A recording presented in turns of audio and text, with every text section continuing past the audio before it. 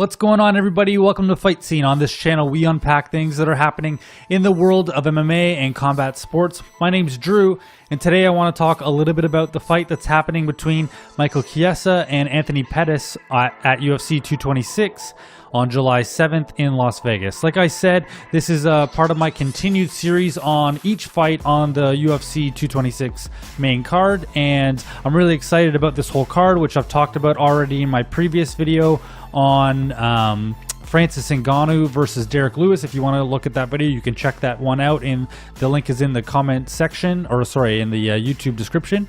And I'll be doing videos on the entire card for UFC 226, so keep an eye out for that. But today I want to talk about this fight on the main card, which is happening between Anthony Pettis and Michael Chiesa. Just to get right into it and let my I don't want to say let my bias out there, but I will probably spend most of the time talking about Anthony Pettis in this fight, because to me, which Anthony Pettis is going to show up is the biggest part of the story of this fight and the biggest outlier and determining factor of how I think that this fight goes. Historically, I've been a pretty big Anthony Pettis fan.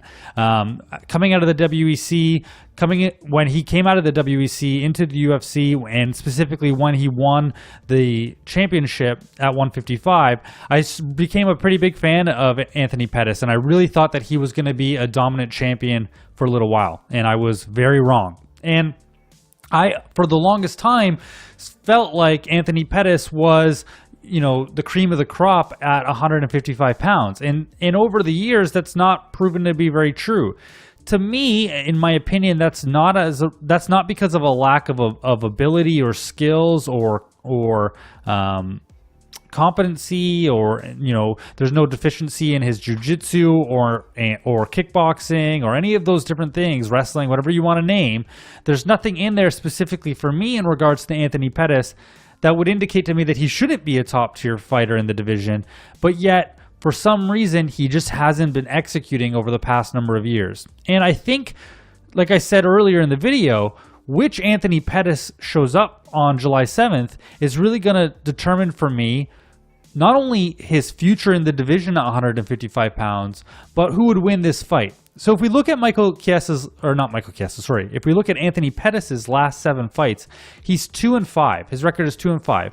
At first, when I thought about that, I thought, my gosh, he's really on the other end of his career, and really, maybe he needs to take a look at, is it time to step away from the sport? At least when I saw the record, I knew that he was kind of on a bit of a losing streak. But then when I looked at some of those fighters that he lost to, I was sort of surprised to go, well, you know what? They're pretty big name opponents, so I'm not entirely surprised that he lost. So his losses are to RDA, which is where he lost the belt. Then he lost to Alvarez. He also lost to Edson Barbosa. Then he had some wins. He lost to Max Holloway, champion who won the interim belt at 145 in that fight. And then he recently lost to Dustin Poirier. So when we look at those people, RDA, Alvarez, Barboza, Holloway, Poirier, those are the top tier of the division now. And so while I originally looked at his losses and went, well, Anthony Pettis isn't doing very good, when you look at the name value and the people he's been up against and the kind of competition that he's been fighting, all of a sudden it sort of does put into perspective the fact that Anthony Pettis has been fighting some real significant people, and yet, he hasn't been dominating the fights in the way that we had been used to seeing him in the earlier part of his career. Let's not forget, Anthony Pettis has wins over Donald Cerrone. He had 2 wins over Benson Henderson when Benson was in the prime of his career. He beat Melendez in that championship fight. And you need to remember back then that Gilbert Melendez was sort of the guy. Most people considered him the guy at 155 pounds. And when he came over from Strikeforce, most people expected that he would not walk through the UFC division, but that when he got that title shot, many people believed that he would beat Anthony Pettis. And Pettis beat him. And then he also has a win over Jeremy Stephens as well, which I know Jeremy's kind of had some up and downs in his career, but that's still a pretty significant guy to have a win over. And so, to me, Anthony Pettis potentially still has it in this fight. He still has that championship potential. but there's been something, and I don't know what it is, that's been holding Anthony Pettis back. And I don't think that whatever that is that's holding him back is his fighting ability. I think it's something else. It could, and don't criticize me for this, I'm just sort of speculating. It could be his heart. It could be his desire to fight. He certainly has more money now than he used to have. And I don't know who made the quote. I'm going to say Dana White. Dana White was the guy that quoted this to say, it's hard to get up and continue to fight when you're waking up in silk sheets. I'm sure it wasn't Dana, but that's the guy I heard repeat it. And it's very true. When you're making that kind of money and you have a comfortable lifestyle, it's hard to go grind in the gym and spar and get punched in the face and cut and beat and get the arm injuries and the shoulder injuries and the knee injuries and all that stuff that comes along with fighting. And so potentially Anthony Pettis just doesn't really want it like he used to.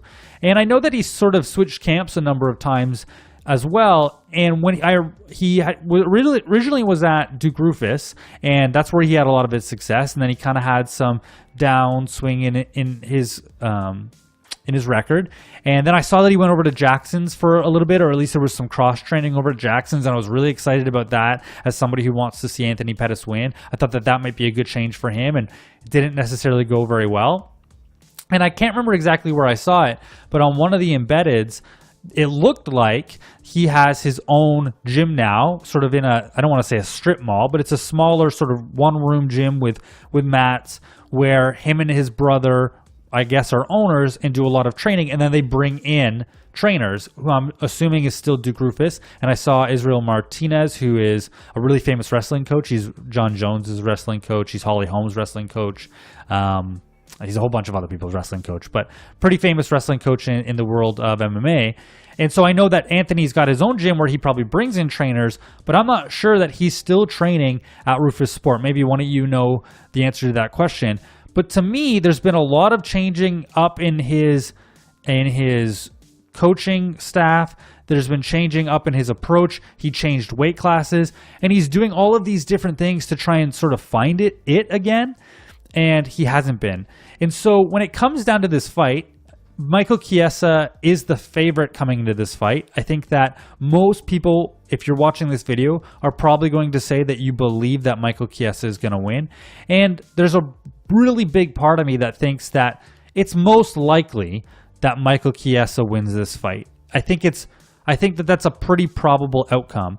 But if I were to compare fighter to fighter, if I were to compare just mixed martial artist to mixed martial artist, who I think has more skill level in any individual discipline, like jiu-jitsu or striking and wrestling, and who mixes those things together the best, in theory, or in my mind, I think that Anthony Pettis is that guy. And yet, for some reason, when he gets into the octagon, that's not happening. We recently heard George St. Pierre talk about this a little bit on the Joe Rogan podcast, where he said there's these guys that in the gym are these absolute killers, and then they get into fighting, and it's not happening. And you look at the creativity from Anthony Pettis, and the Showtime kick off the cage against Benson Henderson. I remember exactly where I was sitting when that kick happened. And maybe some of you are still subscribed to me, because not to sort of brag a little bit, because there's nothing to brag about, but I was the first person to upload that kick onto YouTube. And so what happened was, I was sitting on my couch. My wife and I had just gotten married, and we were living in our apartment. So that's why I remember. And I was watching the WEC card, and Anthony Pettis says that kick live. And so they go to show the replay on the broadcast. I'm watching on my laptop, and I grab a camera really quickly and videotape my screen of the replay and then upload that to YouTube. I didn't have an account at that time. And that video got 600,000 views, and then I re-uploaded an HD version that got another 1 million views. And TSN here in Canada, which is like the ESPN of Canada, had used my video on their website. So and Jim Rome and some other people. So what happened was I got a lot of views from that, and I got some subscribers. And some of you might still be leftover subscribers from that original video. So I remember exactly where I was when that kind of creativity was shown. And there's other examples in Anthony Pettis' highlight reel that demonstrate that he just has this sort of different way of thinking about fighting. Certainly Michael Chiesa has better jiu-jitsu than Anthony Pettis. And so that is one area where I think Michael could exploit, or not exploit, but definitely dominate the match and potentially get a submission win over Anthony Pettis. But when it comes to the other aspects of MMA, I think that Anthony Pettis has the ability to beat Michael Chiesa. The question for me is, which Anthony Pettis is going to show up on July 7th? Is it going to be the one that we saw as a champion, beating the Benson Hendersons, beating the Cerrones, beating the Gilbert Melendezes? Is it going to be the Pettis that we saw in the WEC? Is it going to be that Pettis that was on the cover of the Wheatie box and everybody thought was the future? Or is it going to be this guy that we've seen who just doesn't seem like he's all in it anymore? And don't assume that that's me making a judgment. When you go back about 4 years and look at some videos and listen to some stuff from his coaches where they were even saying like, we don't really know where Anthony is. You know, he after a win, he'd sort of take a bigger vacation than they expected, and he just didn't seem like he was all in it. If Pettis has renewed that passion and relit that fire for him to compete and really run at a shot at 155 pounds again before calling it a career, then I think that he has the tools to win this fight. If it's the same Pettis that we've been seeing the past 2-3 years, then I think Michael Chiesa wins this fight. I think that he's able to take him down and sort of positionally dominate. I don't know that he would get a submission, but I think that he could easily win by decision. If this fight were to mainly take place on the feet and it was mainly a kickboxing match, I think that Anthony Pettis could probably out-kickbox and outbox Michael Chiesa. And I do think that he has the ability to stop the takedown as well. But again, is it an Anthony Pettis that comes in on shape, without the nerves, and is flowing like we can see Anthony Pettis do? That's a question that's going to be answered on July 7th. I can't answer that question. So I think likely that Michael Chiesa, it makes sense that he would win this fight. But I could also see Anthony Pettis winning this fight, depending on which one shows up. That being said as well, Michael Chiesa, he's had a good career, but some of his wins they're not the top tier of the division. He beat Beneil Dariush, which is impressive, and he also had a win over Jim Miller. So did Anthony Pettis. But, Jim Miller's sort of on a 4-fight losing streak, and he's been 50-50. Like, all respect to Jim Miller. Probably time to call it a career. But when both Chiesa and Pettis beat him, it's not like it was it wasn't the highlight moment of his career. And so those wins don't necessarily tell me a lot. So Michael Chiesa, this coming off the Ultimate Fighter win a number of years ago, looked really good. His loss to Kevin Lee, Kevin Lee's the future of the division. So I don't take much away from him there. I think that Michael Chiesa likely wins this fight.